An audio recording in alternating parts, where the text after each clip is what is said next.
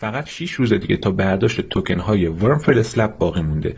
یه بازی خوش ساخت که تیک آبی تلگرام رو گرفت. بریم ببینیم که کیف پولش رو چطور بس کنیم. برای اتصال والت به قسمت ارن میرم و پایین تسک create an account اینجا رو پیداش میکنم و روش کلیک میکنم. گزینه اول go to dashboard، رفتم به داشبورد، یه دونه روش کلیک میکنم، بک میزنم، خودش تیک سبز میخوره. بعدی connect your wallet، وصل کردن والت، روش کلیک میکنیم و از بالا گزینه سبز رنگ کنکت رو میزنم و پایین تراس والت رو انتخاب میکنم. وارد محیط تراس والت همیشه هیچ کاری نمیکنم، یه لحظه اجازه میدم، یه پنجره میاد بالا، کنکت رو میزنم، پنجره خود به خود میاد بالا و برمیگرده دوباره توی محیط خود بازی. و حالا میگه تایید کن که این والت مال شماست. دوباره این گزینه ساین رو میزنم، باز هم وارد تراس والت میشه. اینجا هم باز دوباره چیزی نمیزنم، تب میکنم، یه پنجره خودش خود به خود میاد بالا اینجوری و اینجا هم ساین رو میزنم. من تایید کردم که این والت مال منه.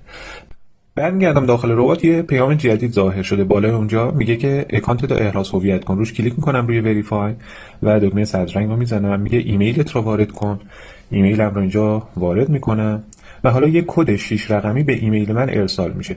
میرم اون کد رو برمیدارم و اینجا تایپش میکنم و به این صورت اکانت من احراز هویت میشه. امیدوارم تو این روزهای آخر بتونید یه مقدار قابل توجهی از توکنش را جمع آوری کنید. مخلصیم.